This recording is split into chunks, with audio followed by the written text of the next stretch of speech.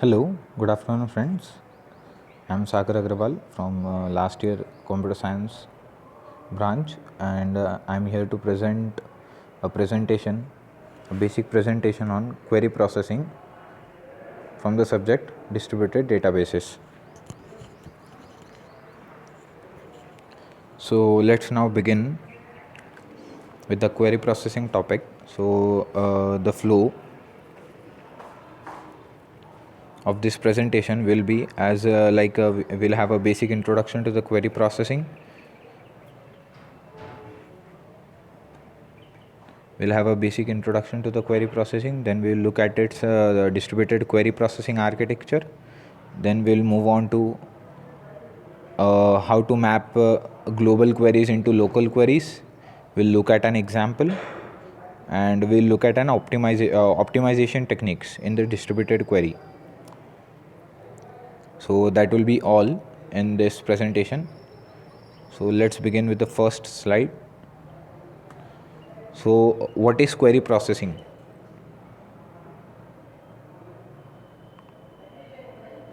What is query processing? The main function of a relational query processor is to perform a high level query into an equivalent low level query. That is, whatever we query to the database, the main function of the relation that the query processor is to convert that high level query into a low level query, and that to be executed on the system. The low level query actually implements the execution strategy for the query. And what is displayed in this slide is an architecture in the distributed query processing. So why we use distributed query processing? So basically we know in our DBMS, relational DBMSs, we used to have a query processor that used to be, so basically in that was a sequential query processor. So it wasn't a distributed query processor. That is, all the data required for that query processor was at one location. So the query processing was a bit easy than distributed query processing. But what happens in distributed query processing is that the data is scattered over many geographical locations. So processing that data at different locations and combining all the results is a bit complex, and moreover the data on different locations many times need to be transferred to some other locations for processing. So the amount of data that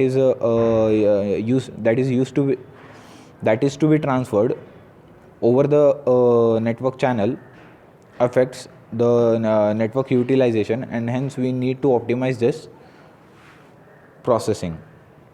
So here a diagram, an architecture diagram is shown of this distributed query processing. So what is distributed database system? In a distributed database system, processing a query comprises of optimization at both the global and the local level. The query enters the database system at the client or controlling site. Here, the user is validated, the query is checked, translated, and optimized at a global level. What this means is optimization is done at both the levels, that is global level and the local level. Local level means the data nodes, that is the geographical locations where the data is stored, and global means where the data is actually gathered from all the geographical locations for processing. So this is the architecture: distributed query optimization at global level. So what happens is local execution manager, we can see local execution manager, three local execution manager. So that will execute the local query optimization techniques, so that less amount of data needs to be transferred over the network channel, and all this is gathered at one location, and where the execution manager is present, which is at the global level, and which executes this query after optimizing it at the global level. So let's move on to the next slide.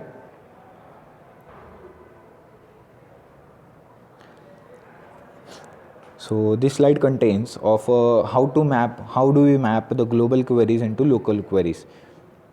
So in the previous slide we have seen what are the global queries and what are the local queries. Okay, so many times we need to map this local queries into global queries into local queries. The process of mapping global queries into local ones can be realized as follows. The tables required in a global query have fragments distributed across multiple sites. The local databases have information only about local data. So this line is very important. Okay, the local databases have information only about the local data. They do not know about the data that is spread across or that is distributed across various geographical locations.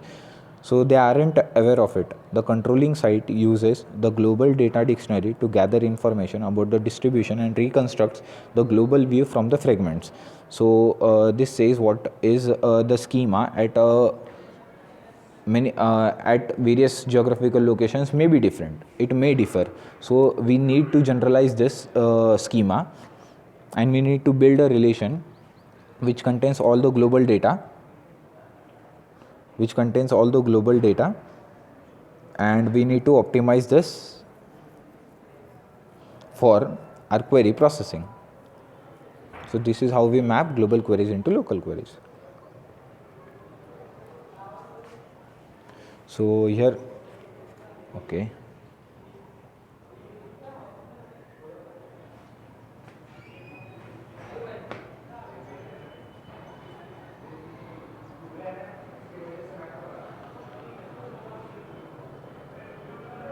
So here an example is shown which consists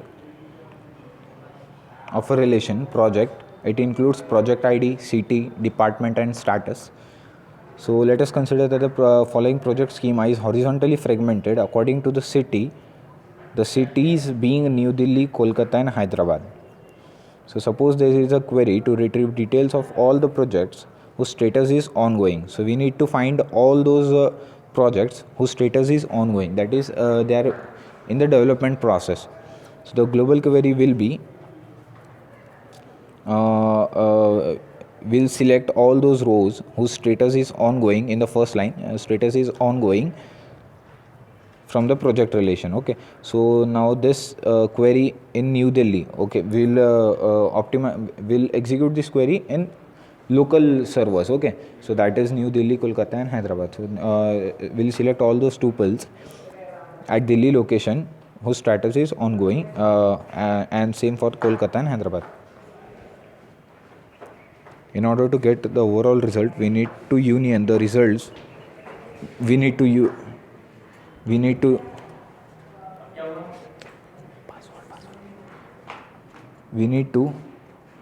union the results of the three queries as follows.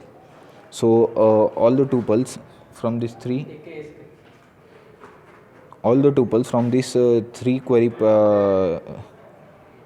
query processing locations are need to be combined, that is to be unioned to get the final result.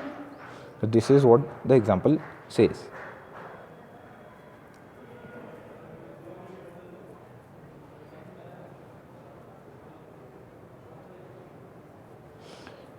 So now we'll move on to the distributed query optimization. Okay, so we need to optimize this.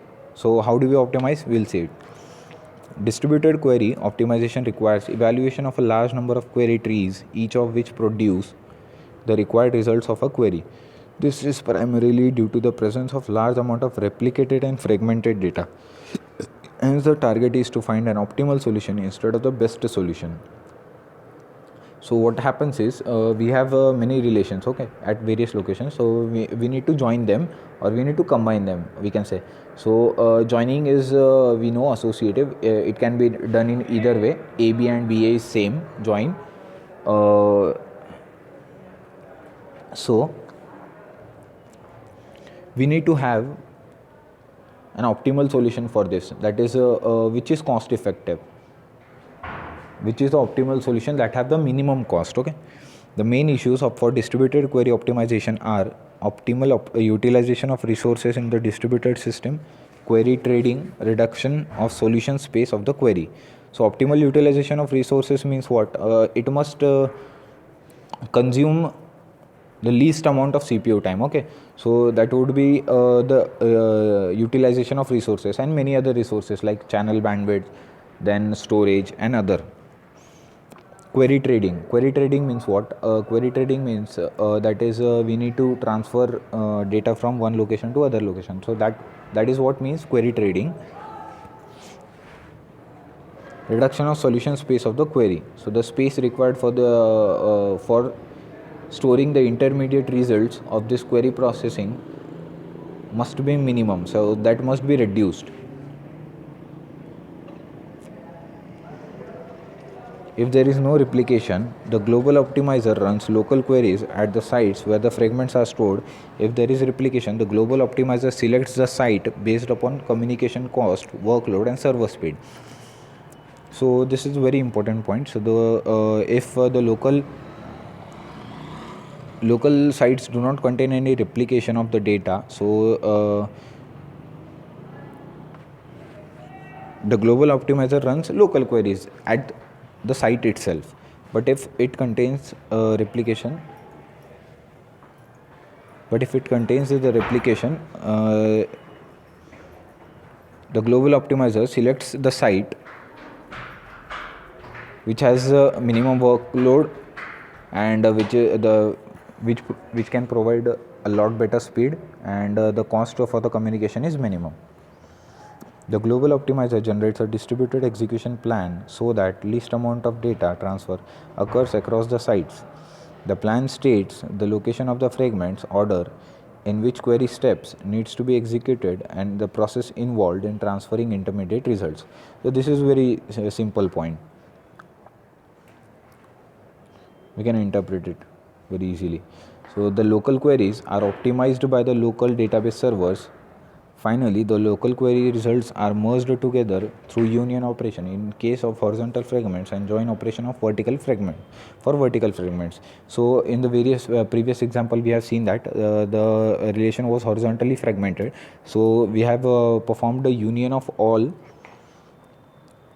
the local query results to get our global query result. So optimal utilization of resources in the distributed system. A distributed system has a number of database servers in the various sites to perform the operations pertaining to a query. Following are the approaches for optimal resource utilization. Operation shipping. So there are basically 3 optimal resource utilization approaches: operation shipping, data shipping and hybrid shipping. So we'll look one by one.